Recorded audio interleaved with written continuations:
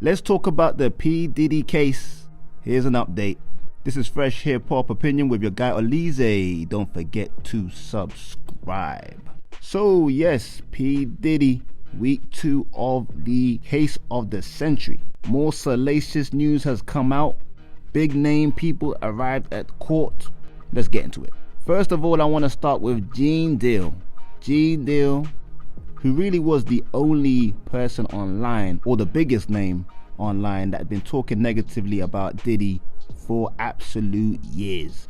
He showed up at the court and everybody thought he was going to go and testify and give evidence. Apparently he didn't. He was out there in the street. Somebody was trolling him, saying that Gene must have got involved in some of the freak-offs. Check out the clip. Can I say hey to you for a second on my TikTok? Guys, this is Gene Deal. Yeah, I've been reporting on you for a while, man. I'm Secret Service Sam. Guys, this is Gene Deal. Gene Deal, how are you feeling, my friend? Give my Patriots an exclusive. What do you think's going on in there? Guys, Gene Deal is the main man. He's the bodyguard. He has been the one leading the entire front on this Diddy campaign. That's it, right? Right? I mean, besides Jaguar Wright, you're the most credible person we have. You're Diddy's ex-bodyguard. Tell the folks, man. You don't want to say much? Come on, you already Gene. did it, Playboy. Come on, Gene. You're always saying something. Give him something here. What do you think? You think Diddy's going to get off, or you think what are we looking like? I think the prosecution is doing a great job. They need to keep up the good work. Right. I think they went real lenient on them because they could have went way more charges than they did, and that's it. What do you think about Dawn Richard? Miss Westmoreland was like, the lawyer was destroying her on the stand, her credibility. She had 8 different times she met with the feds, and they're like, why did you not mention anything about Diddy threatening your life and all that time? Do you believe Dawn Richard? A lot of people are traumatized, man. You know, you got to look at it that way. You know what I'm saying? You got to look at something that this guy holding their life in their hands. Right, and that makes a difference. Hey, I appreciate you, man. Thank you for everything you do. All right. Thank you. Guys, that's Gene Deal. Gene, if you've seen all of that and was at public parties, Don't play with me. And you the same size as Uncle Phil, and you the same size as Professor Ogilvy, and you the same size as Miss Lee. Okay. How you want us to believe that you weren't at the party participating in that behavior? You want this way? This moment, you heard everything you got to say. You know what's really Being a big star, bro. Everybody want to see Gene.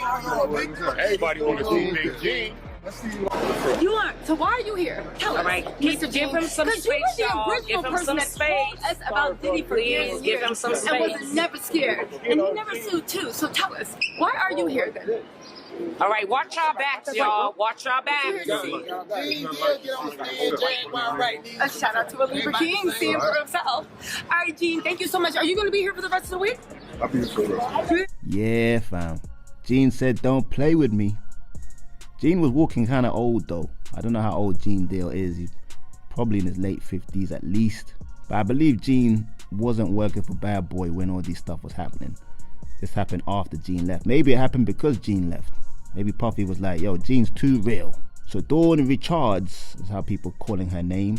She took the stand and apparently it was a very, very awkward testimony. She seemed nervous. She was talking very softly spoken. But she did confirm a lot of details that kind of we've known for a while anyway. Plus Dawn has a civil case against Diddy already, said he touched her inappropriately, a few other things. But she said, yeah, she witnessed Diddy putting hands on Cassie a few times. Even at one time she went to Cassie to support her, even I think spoke to Diddy like, don't do that kind of thing. And Diddy allegedly replied angrily and said he makes people disappear. He gets people hurt. Very gangster, I must say, Diddy. Not very gangster if you're saying it to a woman though. Very despicable. But he said he makes people disappear. So Diddy's putting hits on people, yeah, like that. That's wild. In court also this week, something that was brought up last week as well, that Cassie is or was very jealous of Kim Porter when Kim Porter was obviously still alive. Apparently she wasn't able to go to like New Year's parties where Kim was there. Obviously maybe Diddy was gonna do his thing with Kim, on the side, because he's kind of messing with both of them. So that's what the defense was kind of pushing. Maybe they're kind of just saying how Cassie has a motive to be lying in terms of some of the stuff she's been saying. And Cassie's former friend Kerry Morgan also took the stand, and she had some real revelations to reveal. She was asked about whether Cassie had any jealousy towards Kim Porter when she was alive.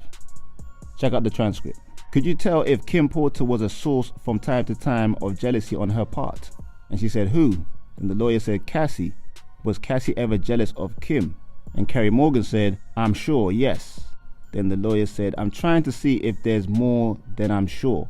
Is there anything that you saw because of your friendship with Cassie that would lead you to that conclusion? And Kerry Morgan said, yes. She was jealous because she could never go to the New Year's Eve parties. And the lawyer said, fair to say this was a sort of ongoing situation? And then Kerry replied, yes. So there it shows that Cassie did have some jealousy aspects with Diddy and Kim's relationship. Probably knew that Diddy was probably going to deal with Kim after the after party, you know what I'm saying? Which is very reasonable from Cassie's point of view. But maybe the defense is trying to show that Cassie has a vindictive side, and that's why she's coming out with all this information. Obviously they know some of this is true, or a lot of it is true, but maybe some of the details that Cassie's providing could come from a darker place with darker motives. But Kerry Morgan, Cassie's former friend, also witnessed a lot of abuse on the hands of P. Diddy. She described one situation where they were coming back from somewhere, they were outside, and Diddy struck Cassie with a brick. Cassie apparently fell down, was motionless for a few seconds, maybe 30 seconds, before getting up. And there's talk of Cassie having a big lip.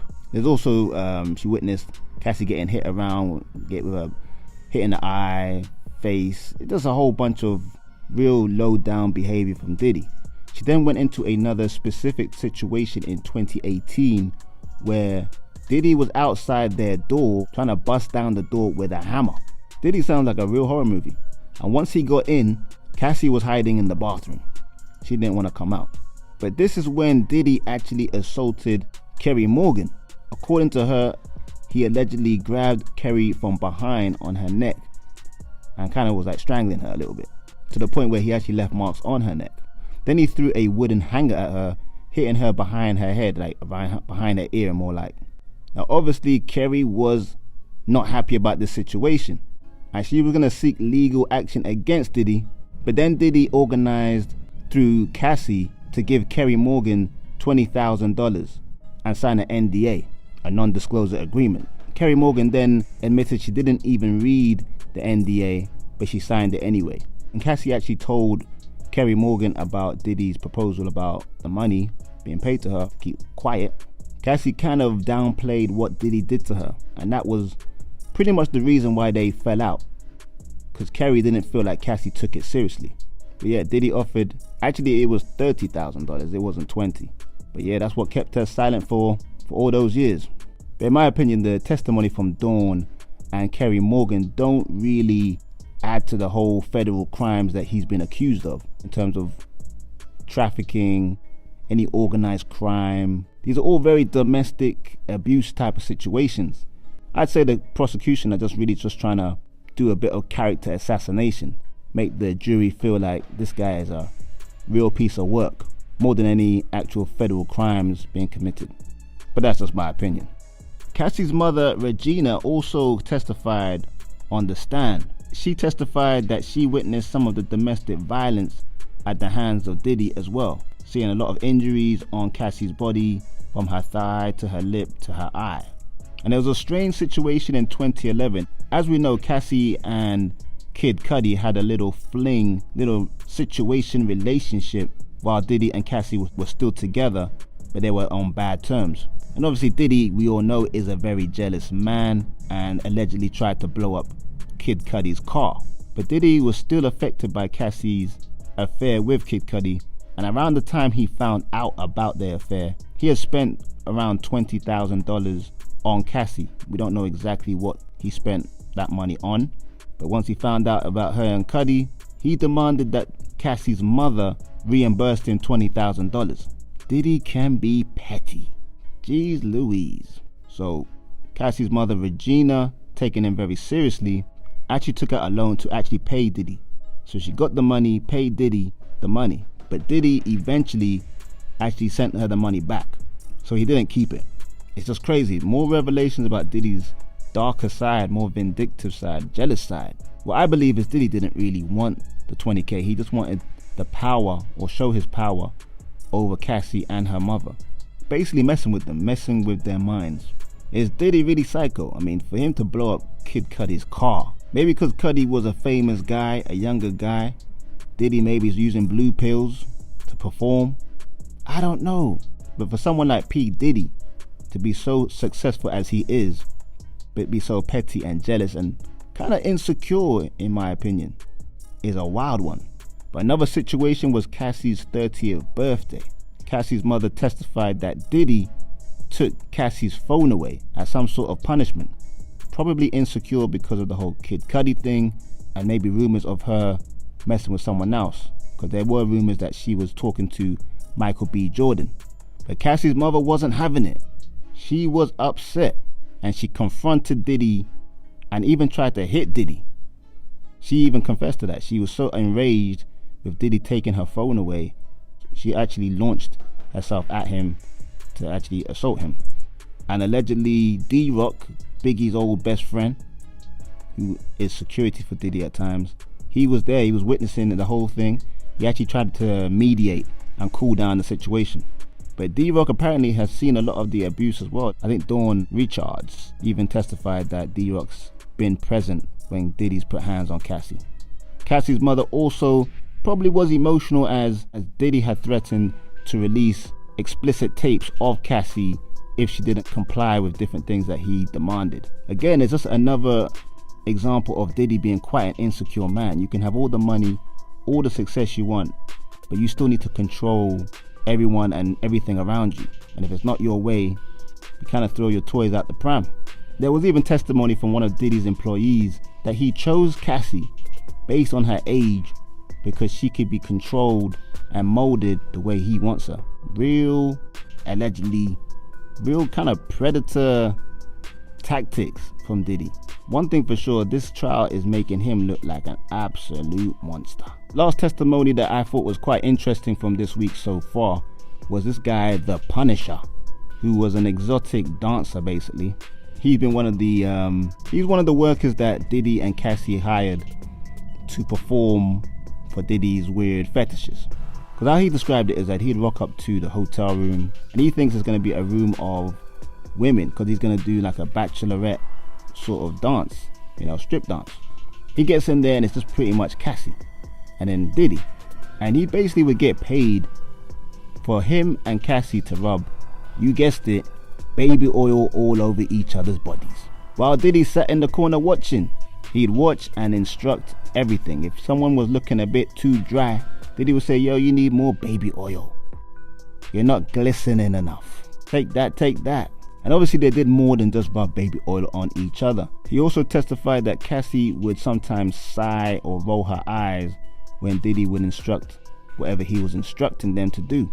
This testimony is really the only testimony I've seen from this week really that kind of relates to the federal crimes that Diddy's been accused of. Because you can say this guy was trafficked just for that purpose, to engage in those activities with Cassie. Although it wasn't under duress, he wasn't blackmailed, he was paid very well apparently to do what he was doing with Cassie. But like I said, Dawn's testimony and Cassie's mother Regina's testimony, they all is just about domestic violence, which obviously is a terrible thing, but it's not to do with the federal crimes Diddy allegedly has committed. But what's going to be interesting is Kid Cudi is very much due to testify. He's going to take the stand, obviously, like I said earlier. Diddy blew up one of his cars. Maybe it was one of his favorite cars. Maybe that car was like his baby. It'll be interesting to see what Kid Cudi comes wearing on the stand. Will he come in a dress?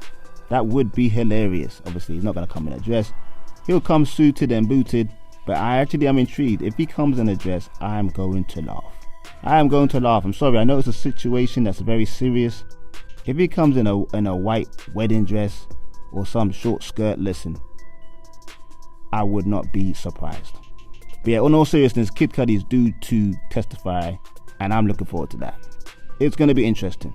But again, what evidence will he have? He wouldn't have seen any domestic violence. He might say Cassie told him about that, but he has no first-hand eyewitness accounts of Diddy putting hands on her. Diddy wouldn't do that in front of Kid Cudi. So I imagine a lot of the things he's going to say will be down as probably hearsay. Unless prosecutors just go directly to speaking about his vehicle getting blown up. Maybe there's some evidence to somehow corroborate that information that it was blown up by somebody intentionally. I don't believe, I've not heard there's any link to Diddy so far besides Cassie saying it. But like I said before, it's going to be interesting. I'll keep you all updated at what happens next on this Diddy case. This has been an update from your boy, Olize. Don't forget to like, subscribe, and hit that notification bell. And like I always remind you, join the membership, get exclusive content from this channel. This is Fresh Hip Hop Opinion. Peace and love.